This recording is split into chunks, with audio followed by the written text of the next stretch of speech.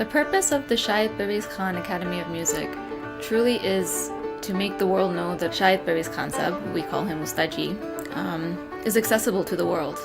He's here, he's available, and he's teaching regularly. Ustad Shahid Parvez Khan is a 7th generation sitar player. What you get from there is hundreds of years, 7 generations of distilled essence of Indian classical music.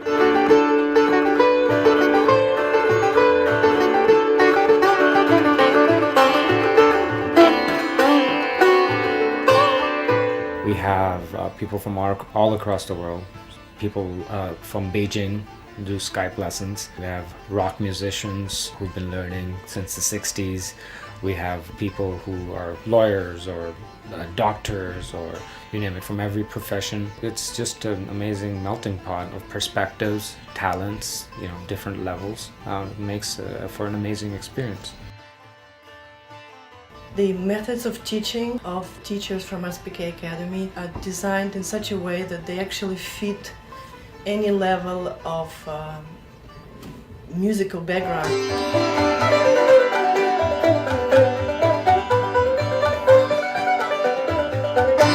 We're all infected with a certain feeling, right? Where it's music that's coming from one person, and we're all connected at that point in time.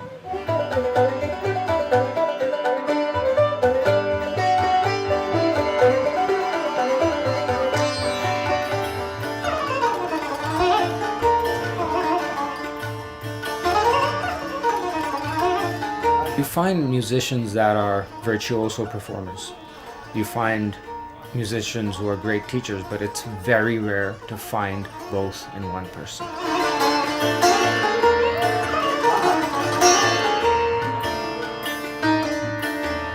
It's very difficult to make anything beautiful come out of an instrument, but that's the beauty of Ustadji, is he can help you do that. He molds you into a beautiful musician. His bars of expectation are so high, and he knows how you can reach them.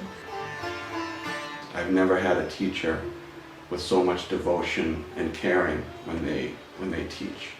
And you can sit down with somebody that's picked up the sitar for the first time or has been playing for several years and give the same amount of care, patience, devotion, encouragement. There are so many different ways that we get to learn. We get to come to Shivers and spend quality time with Ustadji and learn from him in person. And when we're not able to come, it's so fantastic to be able to take Skype lessons.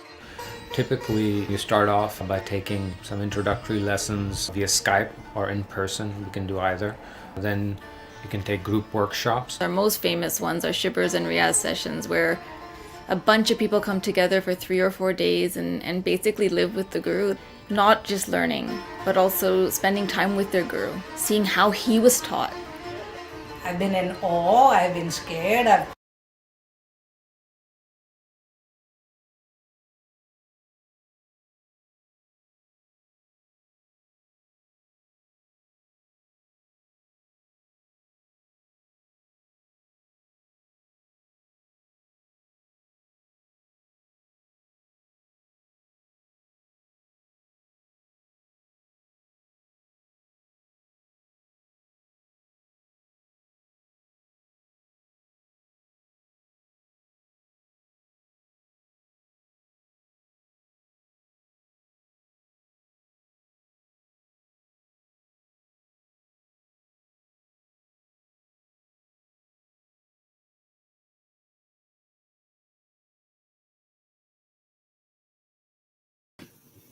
Hi, everyone. Sorry for that technical difficulty. I think this is just the reality of being virtual. But I wanted to say a big welcome and good afternoon to everyone. I'm Fiona Coffey, Associate Director for Programming and Performing Arts at the Center for the Arts.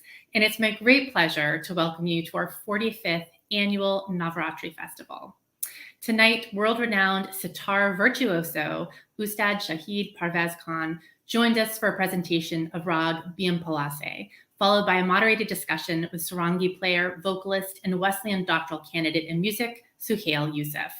And I think we'll try to maybe play that full video for you, for those of you who are unable to see the entire amount, maybe at the end of the presentation. So this cherished Navratri festival joins our Wesleyan dance, music, and film departments with our larger community to celebrate traditional and diverse forms of Indian art and culture. We have had an incredible lineup this fall of music, dance, and film with artists who have joined us virtually from all over the world.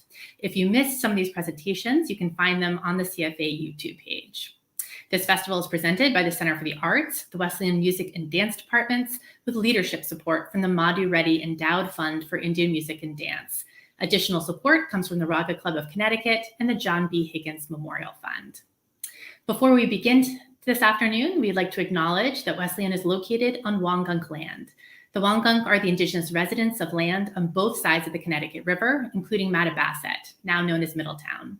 We recognize and respect the relationship between the Wangunk and this land as we work towards a more equitable community for all. All who come here are welcome in this space today. Please feel free to put your names in the chat along with the land you're located on. We'd love to see who's listening and who's out there right now. And if you don't know what Indigenous land you're located on, you can find out the information here in the link that we'll put in the chat. And with that, I would like to turn it over to my esteemed colleague, Balu Subramanian, our professor of music. Good afternoon. I'm B. Balasubramanian, and I'm an adjunct associate professor of music here at Wesleyan University. Thanks to Fiona for her welcome address and introduction. We are all excited and looking forward to a great performance by sitar maestro, Ustad Shahid Parvez Khan, and a Q&A session with him, moderated by our PhD candidate and a traditional sarangi player, Suhail Yusuf Khan. On this occasion, I would like to share some information on the Indian music and the Navratri festival at Wesleyan. The Indian music program at Wesleyan goes back to the 1960s under the guidance of Bob Brown, who was an ethnomusicologist and studied mridangam from T. Ranganathan. The latter was the first visiting artist at Wesleyan in 1962.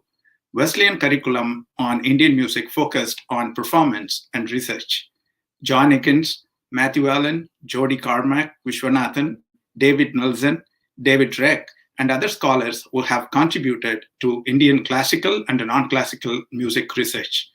Wesleyan used to offer courses in both South and North Indian music, but the South Indian music program continues to date.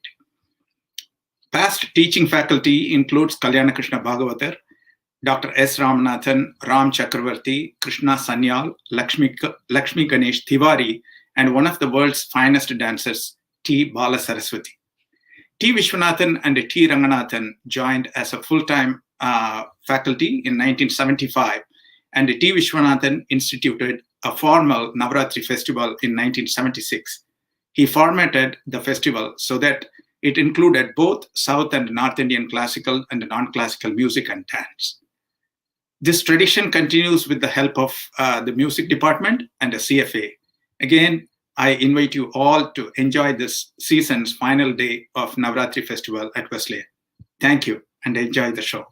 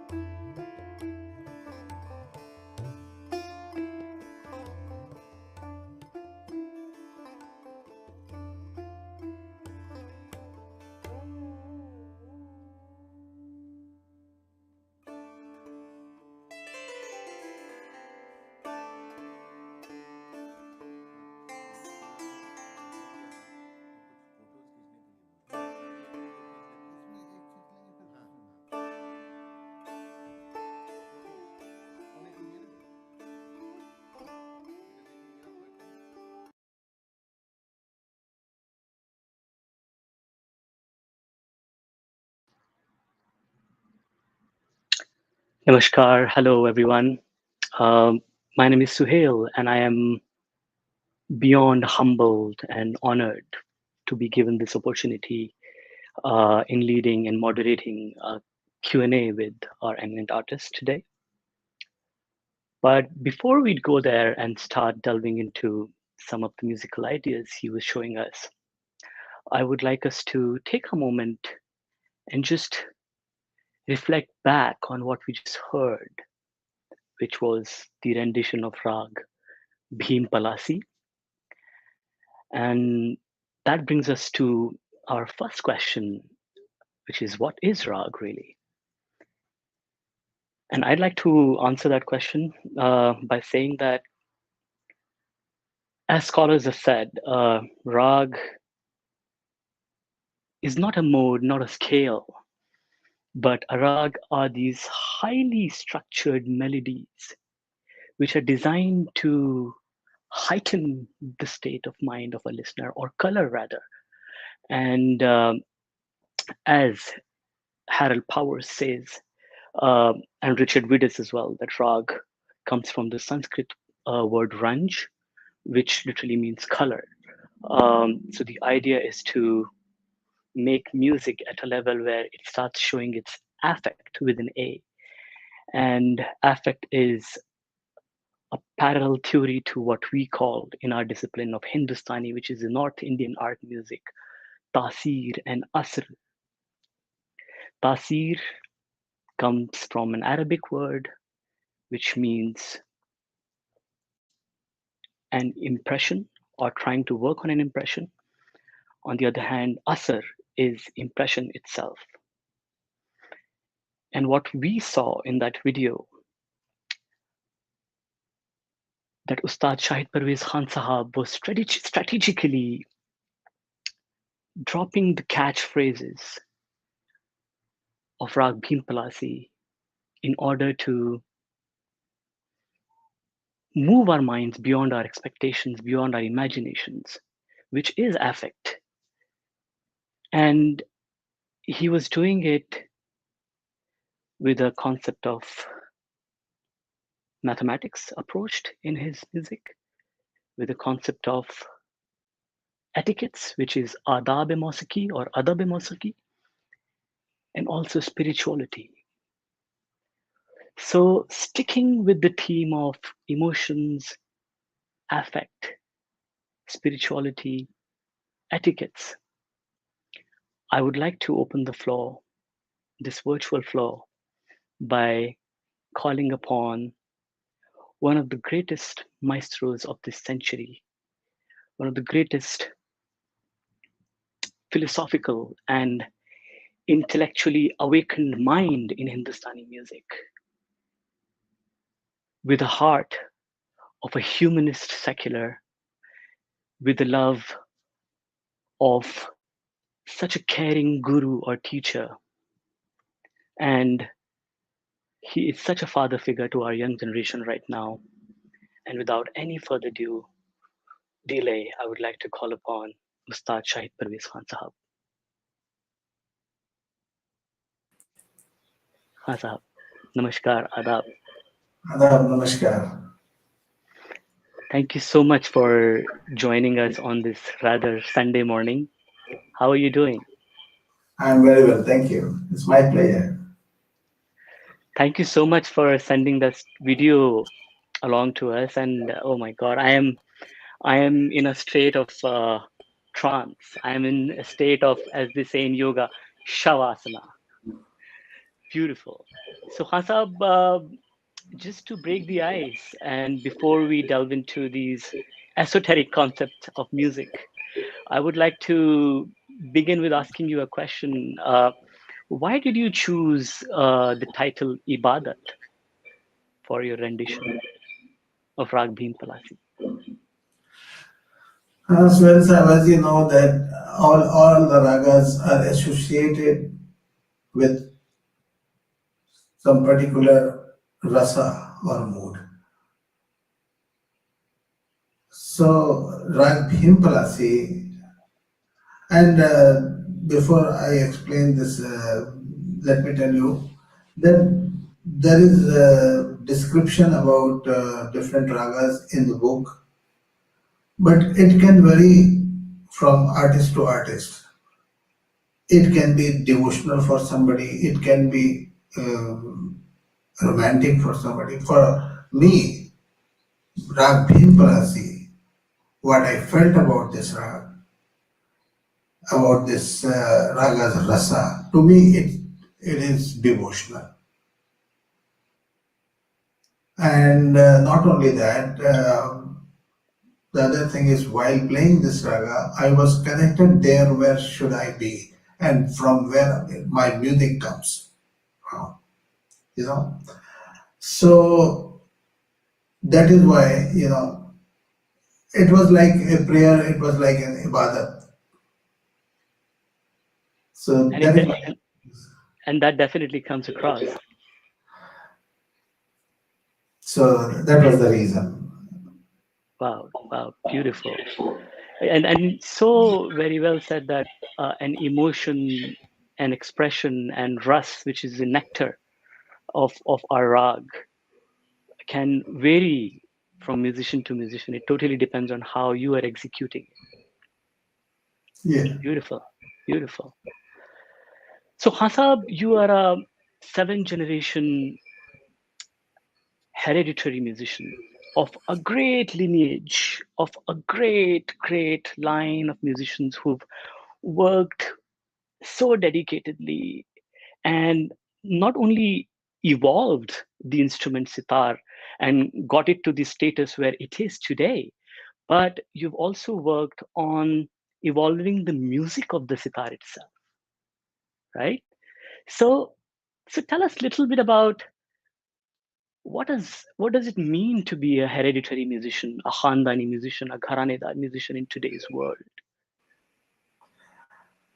First of all, I should be very grateful to God to born in this family, and I'm also grateful to be in music. When I was initiated, I think I was not more than 3 years. I didn't know about this because when I started, so I was thought that it is just a fun or like it's like a play or like something. I didn't know that it is going to be that serious. I didn't know anything about music, and I didn't know that it is going to take my whole life, you know. But then after some time, when I spent some time with music, when I started playing sitar, actually I started with vocal music. My grandfather started me with the vocal music, vocal khayal in Bhairo. That was also a devotional like ibadat. The bowl was Allahi Allah. It was all about Allah, phrase of Allah, God. So I started with vocal music and then I started playing sitar. After some time, slowly I started liking it. Then I was in love with sitar. So that's why I am very grateful that I was born in this family. I was born in music, in the atmosphere of music. And my father used to tell about my grandfather, great grandfather, and so on, how great they were and what they did in music, how dedicated they were in the music. So all this, and generally you didn't ask me, but generally people ask me that what was your challenge, what was your expectation. Actually, I didn't care about any expectation, any other's expectation, because my own expectation with me was so high. So I wanted to do something like what my grandfather or great grandfather or my uncle, they all did. So I didn't ever care about any other's expectation. My own expectation was and is so high, and I want to just continue my journey, because I understood after some time First, I was in search of a goal, but slowly I understood that there is no goal. There is only way. You have to just continue your journey. Wow. Wow, wow. That is so inspiring to hear. And I mean, when you are growing up, this is the time when you have your uncle, Ustad Shahid Khan Sahab, the doyen, one of the doyens of your lineage, then his brothers, your own cousins. They're all fantastic maestros of their time. And to deal with that pressure, but as you said that you didn't really uh, feel any goal or a pressure, but you were kind of just working towards what you want to do. And it's just amazing that in that rather highly challenging times for you, you carved out a niche for yourself. Beautiful. And so in today's time, Hasab, we have so much of information through social media, internet, and there is this race to be unique and create an identity. How do we balance, I mean, keeping our own roots and also try to be aware of these worldly, sophisticated subjects in order to sustain as a musician? I know in many of your interviews you say that human beings are unique themselves, that they shouldn't try to be unique. So at first they should try to build their foundations on what has been done, and then the uniqueness will somehow come eventually, and that is so right. But I am also talking from the point of view of we're constantly living in this world of there is so much of accessibility to information. So how do we find a center? You have answered half of my question, but I'll continue this. First thing, let me tell you about information. Generally, people are mistaken with the information. If they get information, they think that that is knowledge. Knowledge is not a different thing. It comes from information only. But how? When you get the information, you have to understand it. Then it will come in you. You have to digest it. Then you have to understand it physically and mentally. And when you understood it, then you have to make it happen. Then when the thing will talk to you, like when I play bandish or composition, they talk to me. They tell me to play me like this. For that you have to reach that level. If you ask me how, it is not easy to just explain in words. For that you have to reach some level. So the information becomes knowledge, how I just told you. If you're a little bit, reluctant, or you are thinking about something else, or like something else, meaning you are thinking that how should I make my identity, how should I be very good, or how can I be successful, you have to leave everything behind, just work on it. I remember one very good, very short story of 1 or 2 sentences I'll share with you. That somebody asked his guru that, Guruji, I want peace. What should I do? Actually, this will answer your question. So his Guruji said that, please repeat what you said. He said again, I want peace. So his Guruji said, first remove I. It's not good. It's ego. Then remove want. And peace is already there.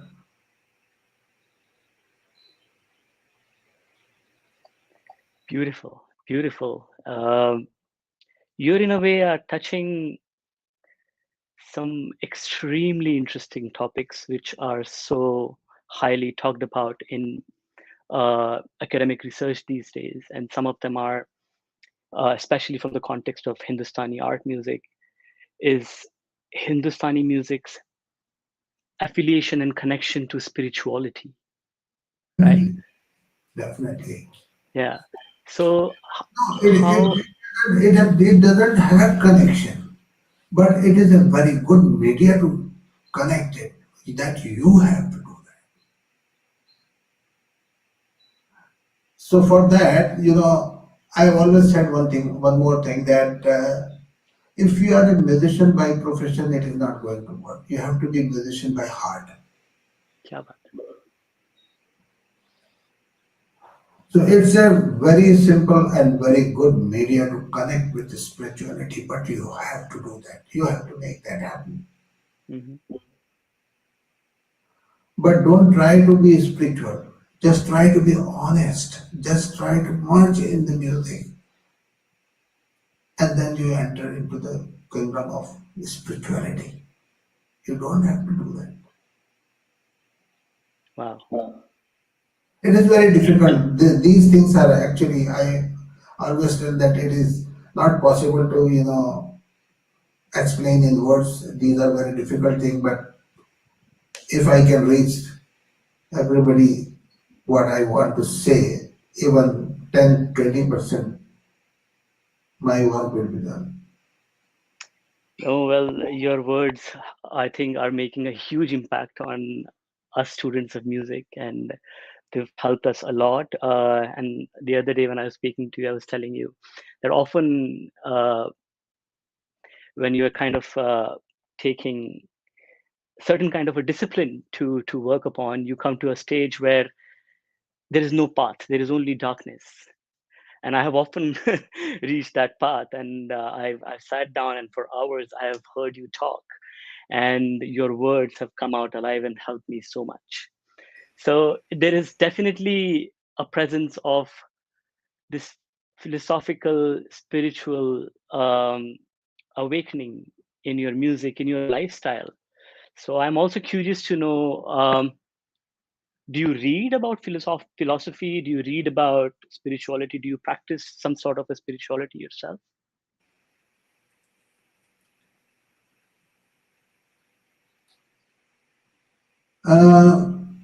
I definitely heard so many things. I have read some books also. And more than that, I have understood that. If you read books and if you don't understand, there is no point. So for example, if you read, if you hear something, and if you can just apply even few percentage of that in your life, then it can happen. It's not impossible. But you have to be practical also in certain ways, Try to at least. If you are trying, that is the first step, then you are able to do that, that is the second step, and then third thing will happen automatically, connect you with the spirituality. Exactly, and that brings us to my next question, which is, how do you connect the practicality of ilm to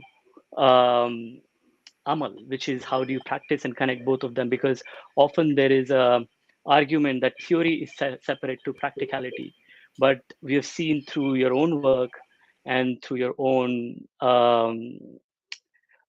ancestral works that you have delved into theoretical ideas as well and made them possible with practicality approached in it. Actually, the theory and practical, they are connected to each other. For example, I'll give you a very good example. Like science and arts, they are both different subjects. But there is no science without art. There is no art without science.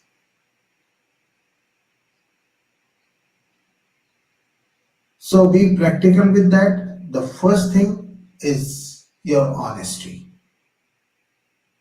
Your honesty with music.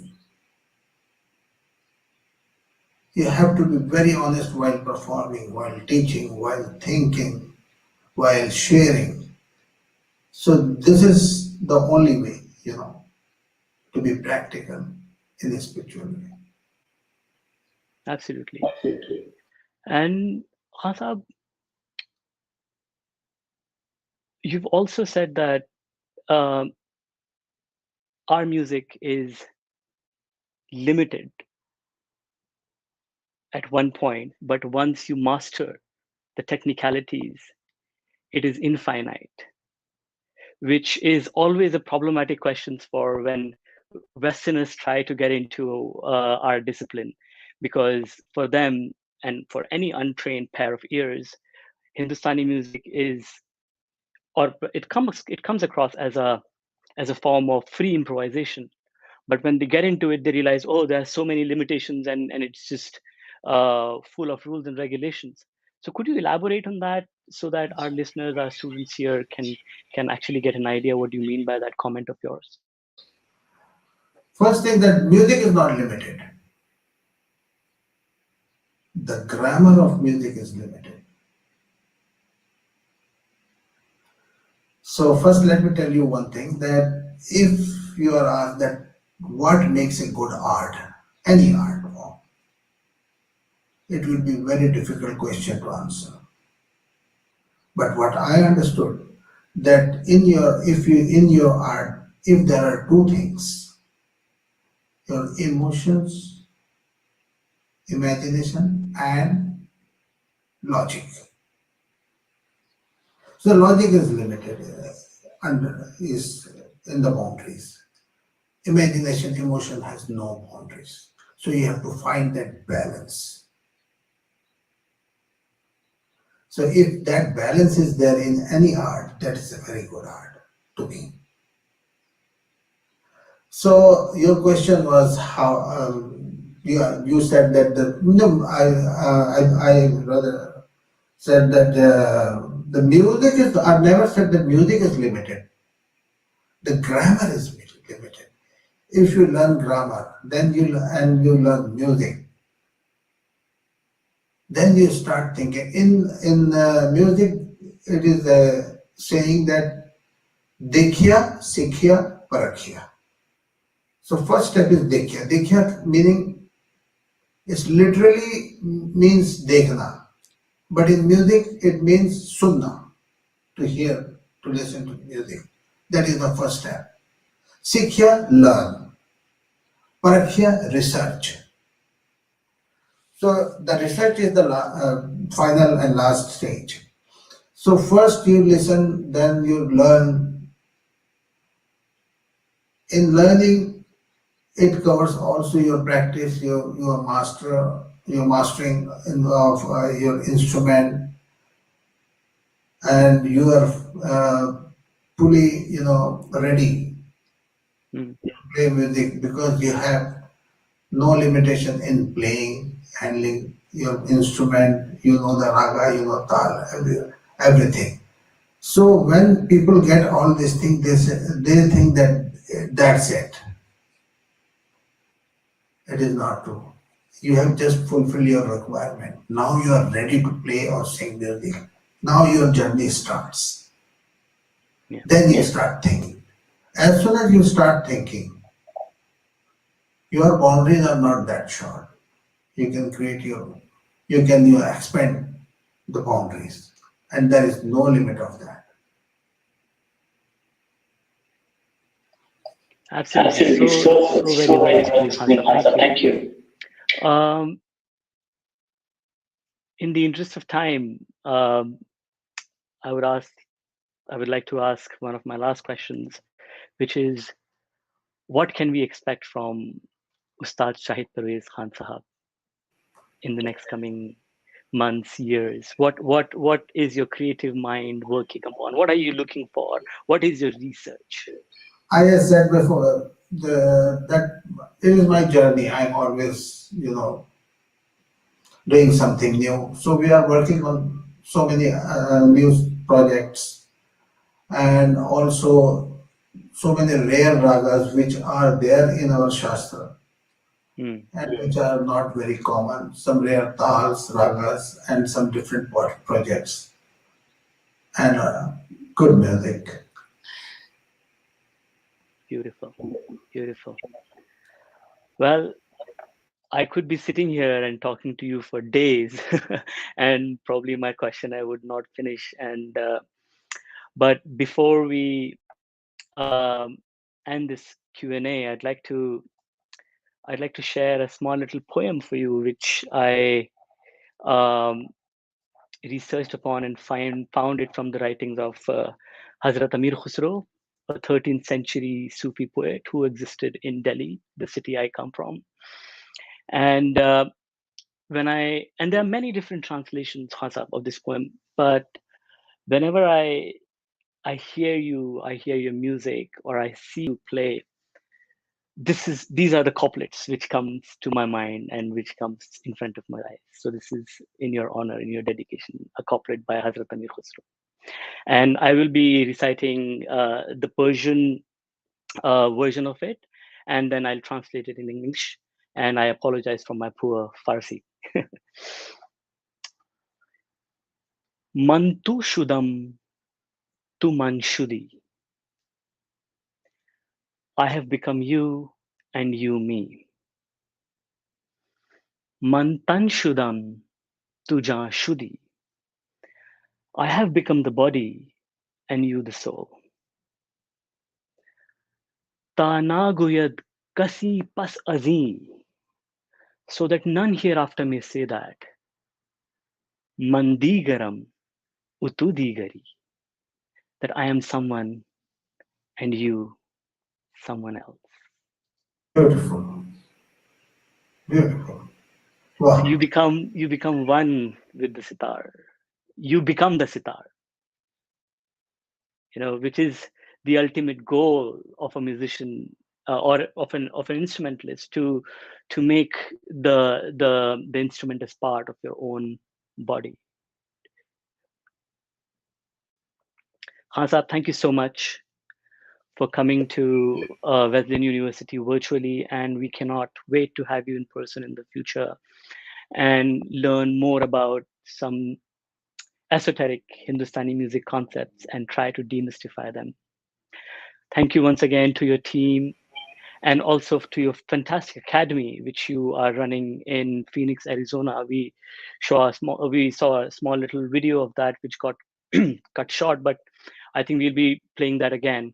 Would you like to share a few words of your academy, Khan Sahab, before we leave? Yes, because this is my place where I teach.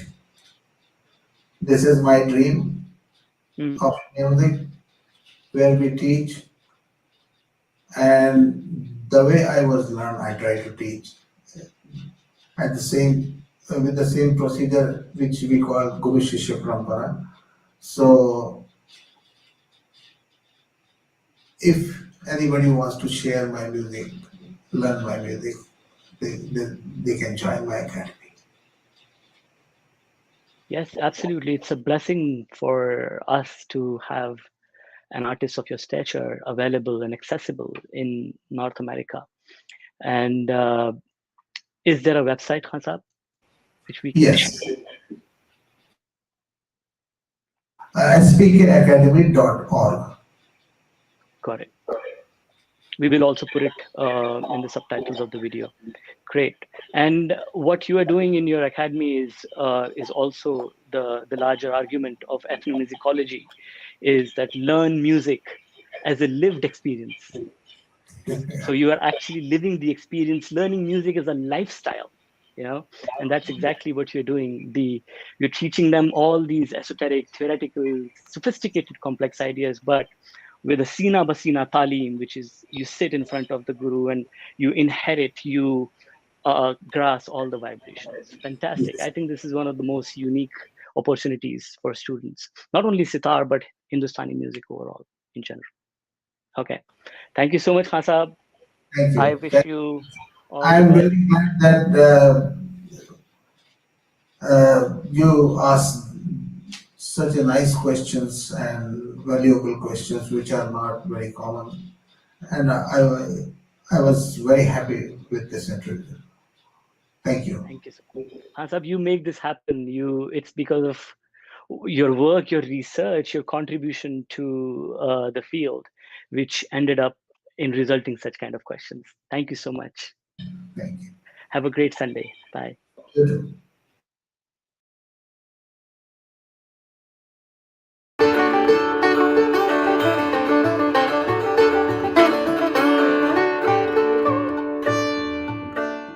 The purpose of the Shahid Parvez Khan Academy of Music truly is to make the world know that Shahid Parvez Khan Sab, we call him Ustad is accessible to the world.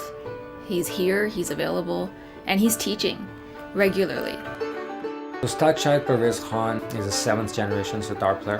What you get from there is hundreds of years, 7 generations of distilled essence of Indian classical music.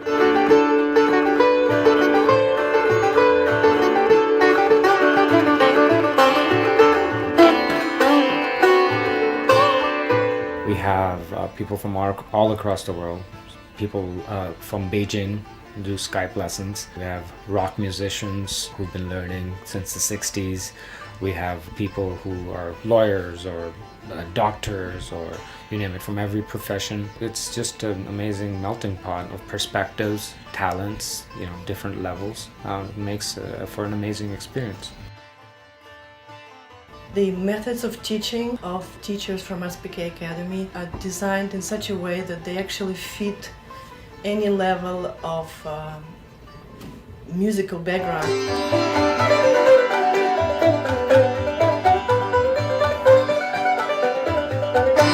We're all infected with a certain feeling, right? Where it's music that's coming from one person, and we're all connected at that point in time.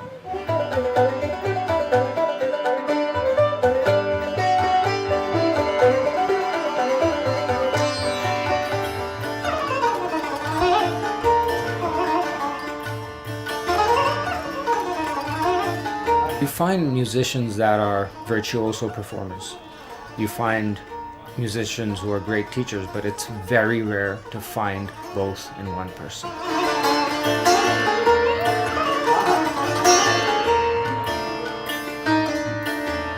It's very difficult to make anything beautiful come out of an instrument, but that's the beauty of Ustad is he can help you do that. He molds you into a beautiful musician. His bars of expectation are so high, and he knows how you can reach them.